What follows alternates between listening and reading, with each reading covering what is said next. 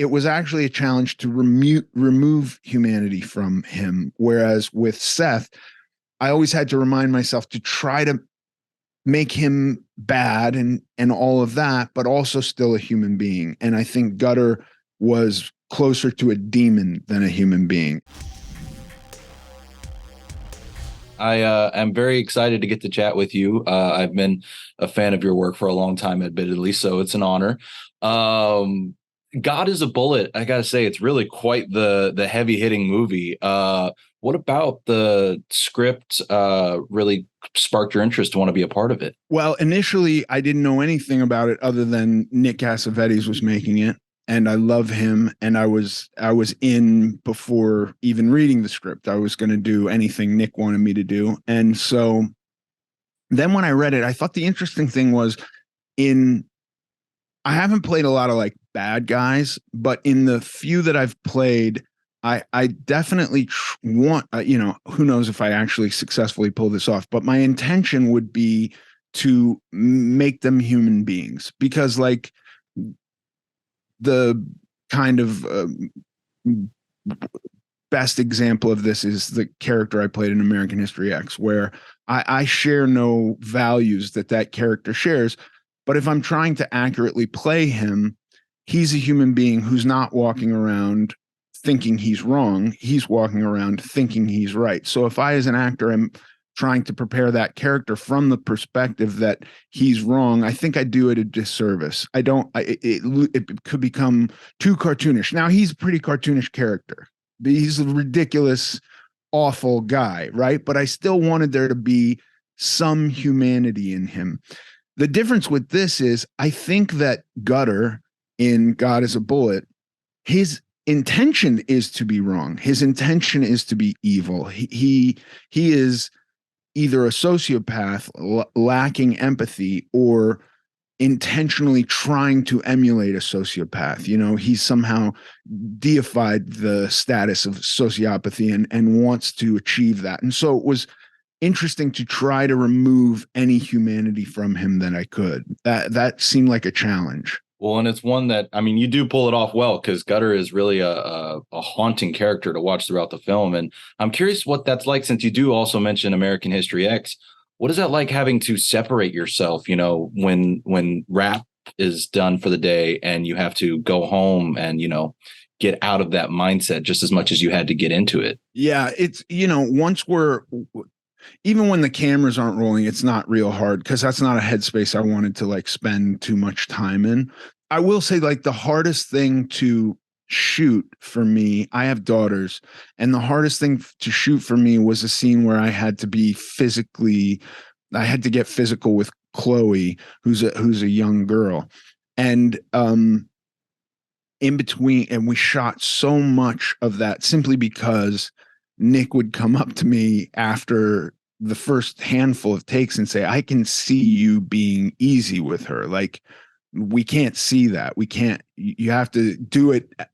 He didn't want me to hurt her. And then I had her turning around going like, yeah, I'm tough. You can be much harder. And I'm like, that was actually truly hard for me to do. Everything else where it's just posturing and talking, that was not hard. But actually being physical with a young lady like that was difficult for me. I can only imagine. I mean, stunt work in general, whether it be with a woman or a man, is always a challenge of going too far. So I can only imagine the challenge there.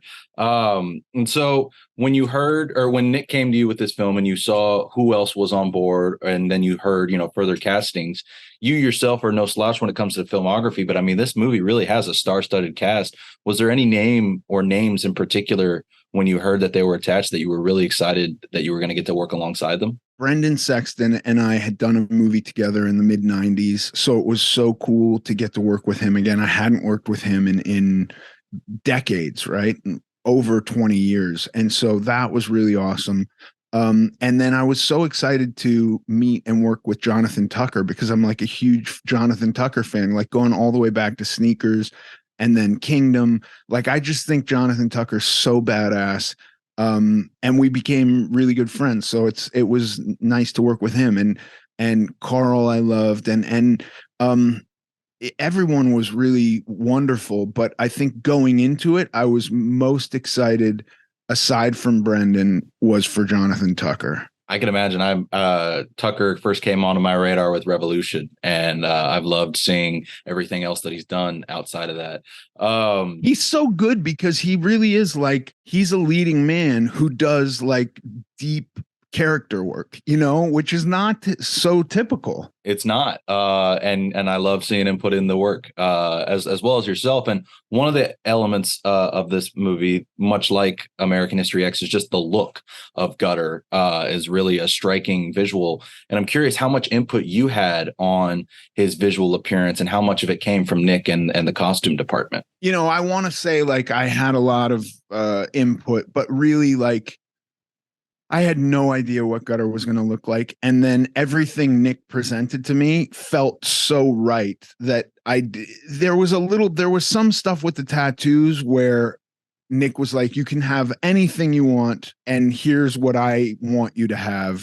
And so everything he wanted me to have was all perfect. And then there were a few things where I was like, what about this? What about this? And so we filled in some of the spots that he just hadn't picked yet. But really, it all came out of Nick's mind. His mind then is really an interesting palace of ideas, terrifying and intriguing at the same time.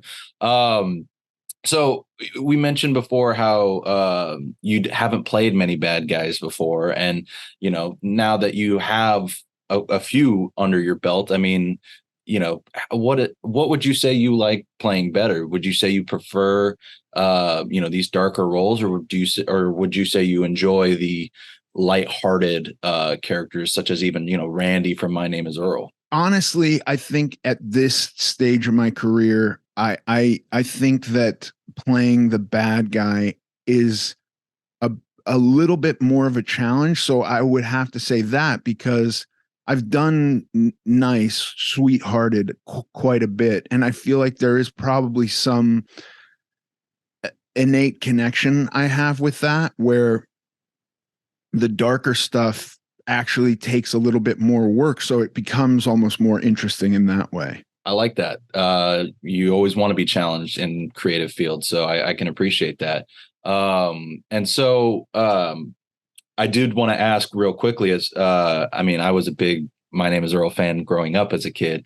And I mean, it did end far too early. Do you ever still look back or ever still chat with Jason in the hopes of getting the gang back together for one final go? Man, I think it would be awesome. And I think everybody involved has said they would do it.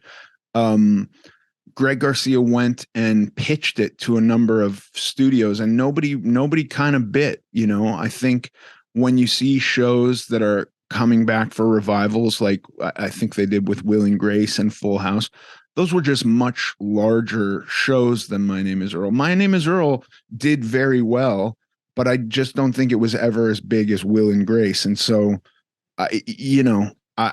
I think we would all do it, and we've talked about doing it. And Greg Garcia has explained what the last episode would have been had he been given notice, like, this is it.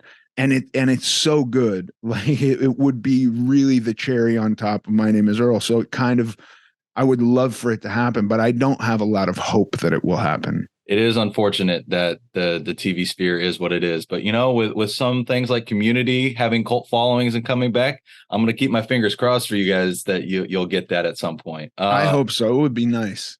I couldn't agree more. Coming back to God Is a Bullet, though, we've talked a lot about American History X comparisons, and sometimes actors admittedly don't like comparing works like that. They want their works to stand apart from one another. How do you feel about that?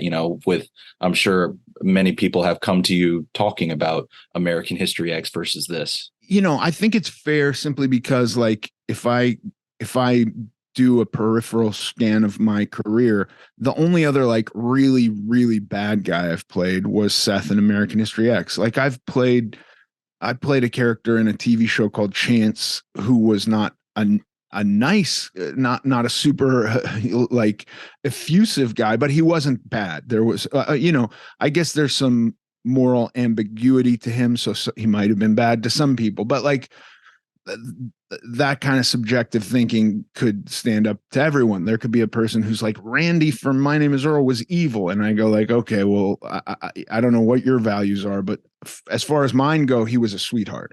I think the real difference is with Seth, though my values are so different than Seth's, like I don't agree with that character at all.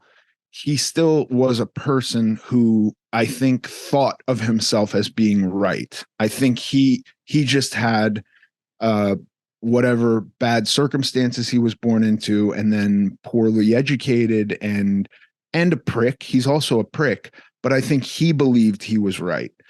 And the difference with Gutter is I think Gutter is intentionally being evil. I think Gutter wants to do as much harm as possible.